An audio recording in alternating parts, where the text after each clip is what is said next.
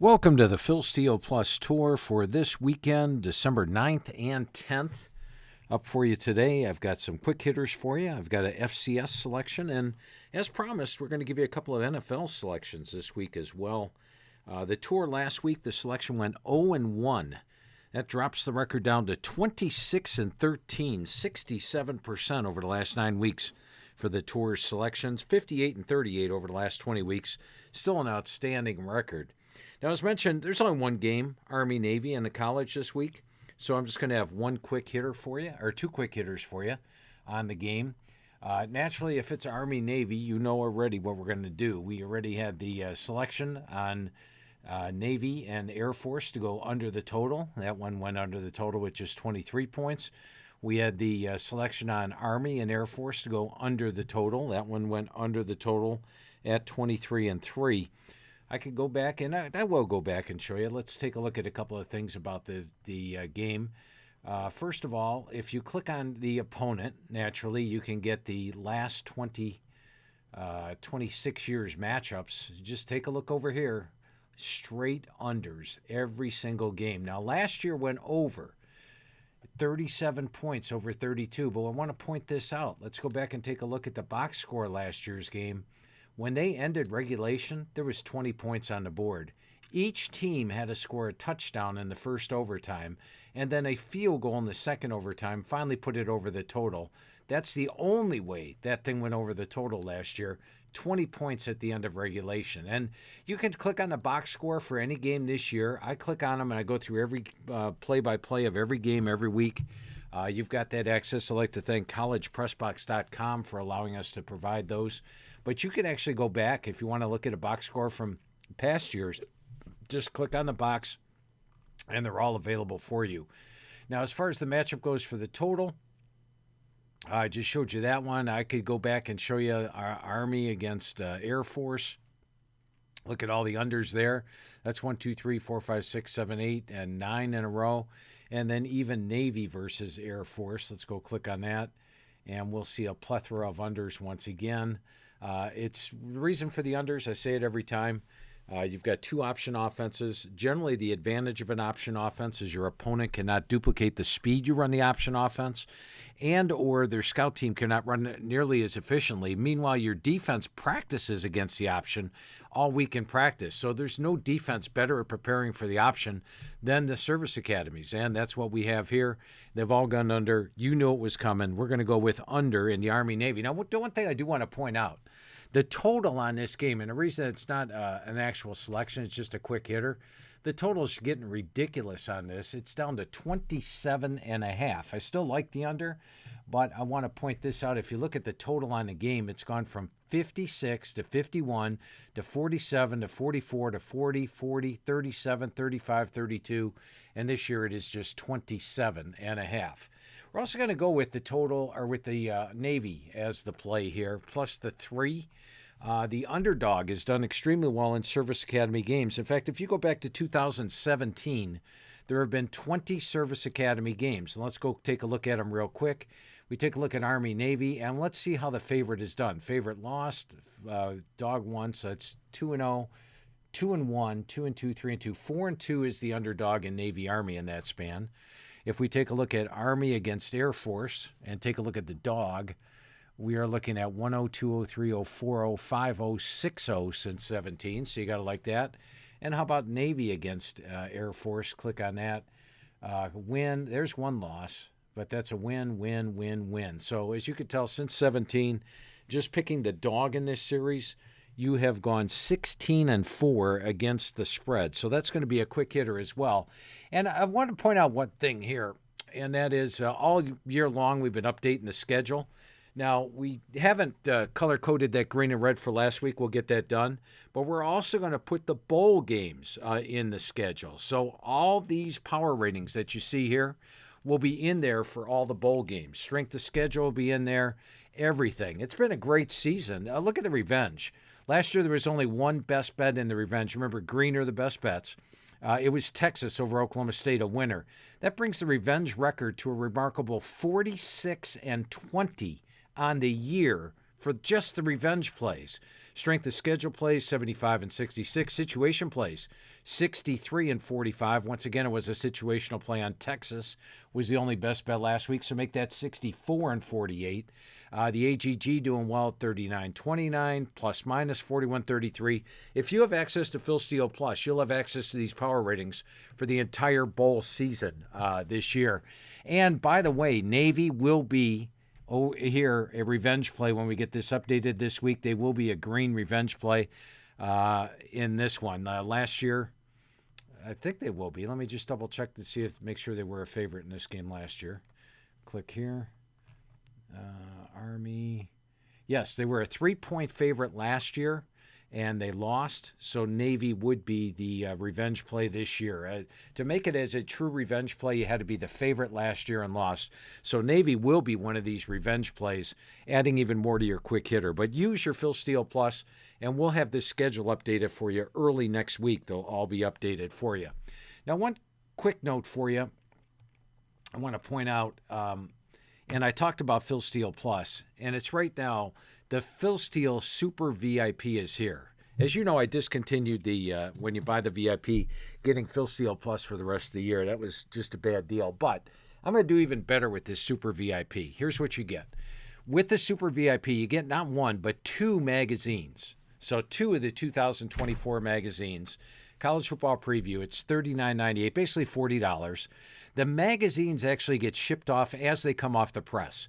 You get it 2 to 3 weeks before they even hit the newsstands. So you'll get them well before anybody else.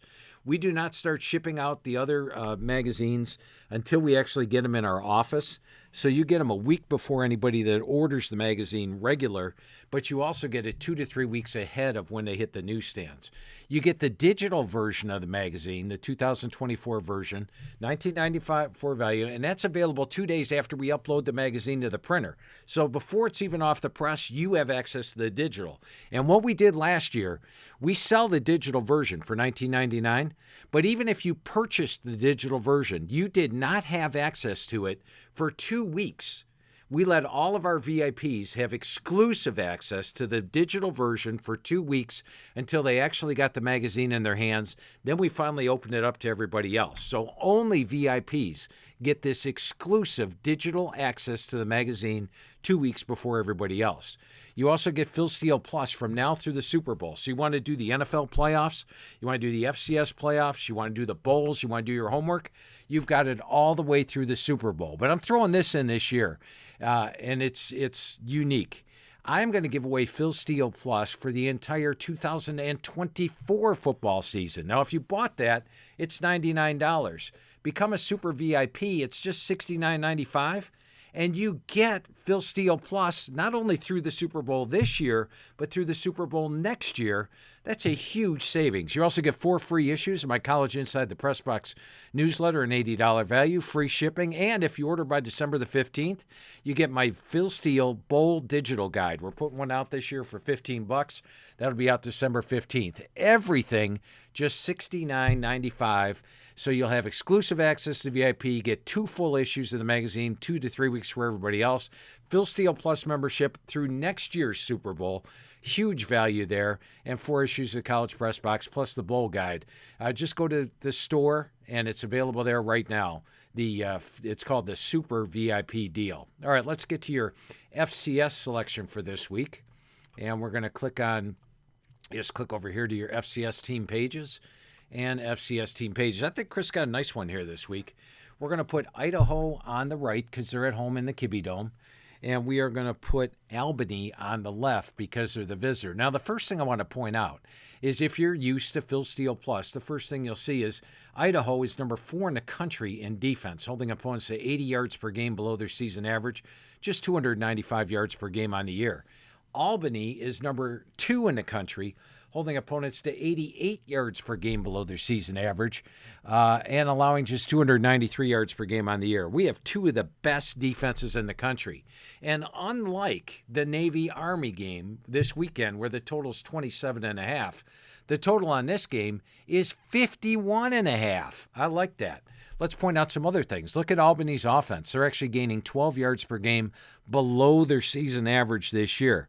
Now, Albany's got some players. Chris points out that they've got a defensive end in Anton Junka, who's in the FCS, tied for second with 14 sacks. They also have a linebacker in Dylan Kelly, who's got 148 tackles, and he's a finalist for the Buck Buchanan Award. Now, last week, Idaho put up 20 points, but 7 of them came out of punt returns, so they really only had 13 points on offense last week. They've also given up 31 sacks this year. Meanwhile, Albany's got 49 sacks, 10.4%. So you're looking at an Albany advantage. They should be able to get pressure on the Idaho quarterback. Albany has only allowed 2 teams this year to gain more than 21 points on them. And in Idaho's 3 biggest FCS games, I'm talking about Southern Illinois, Montana, and Montana State, they've got 21, 24, and 20 points. So add it all up, I think we get some solid value here at 51.5. We're going to go under 51.5 in the Idaho-Albany game this weekend. Actually, I see some 52s out there as well. All right, let's move on to the NFL. I haven't really had any NFL plays for you. We're going to give you 2 of them this week, actually. Just click on the NFL team pages. You guys will find this healthy. Let's start with Baltimore on the right, and we're going to put the LA Rams on the left. And what we're going to notice here is we got a good amount of green, good amount of red. Yeah, we've got the much better team. We know that. We're laying 7.5. The good thing is Baltimore's off a bye, which you like that. They're fresh and ready for this one. And the Rams are playing their first game on the East Coast since this loss to Cincinnati here. But that was a Monday night game. That was at night. This game is actually being played at 10 o'clock in the morning, their time. So they're traveling across the country, playing at 10 in the morning. They have won 3 in a row, so Baltimore will be prepared for them. But Baltimore's strictly the much better team. Just look at the amount of green here, the amount of red here. They are plus 15 yards per game. They're plus 92. But if we take a look at the menu and we go to the NFL information and we could take a look at our strength of wins, pain of losses, we see that Baltimore is beaten foes that have won 53 games this year. They've lost to foes that have lost 15. The Rams are 32-25, middle of the pack. So you have one of the best teams, the second best team in the NFL in that category. And also, if you click on here in the NFL and look at the strength of, no, we just did that one. If you click on the opponent averages right here, we see that Baltimore's at the top, number 3, plus 84 yards per game versus opponent averages, number 8, number 2. Meanwhile, we come down and find the Rams. They're here 15-15, middle of the road, basically even. They're plus 9 yards per game. So a much better team in Baltimore, off a bye, good situation as well. And I believe Baltimore's actually led every single game they've played this year. They've just had some close losses in the fourth quarter. I don't think that means they'll probably put the foot down here. So we're going to take Baltimore minus 7.5 over St. Louis. The other one take a look at is Cleveland and Jacksonville. Now, the question mark, of course, is Jacksonville. Will Trevor Lawrence play? He's coming off that ankle injury. I personally don't think he'll play, but even if he does play, look at the fact that Cleveland this year defensively is holding opponents to 72 yards per game below their season average. And in their home games, Cleveland is plus 123 yards per game. Jacksonville's defense, meanwhile, allowing opponents 11 yards per game above their season average.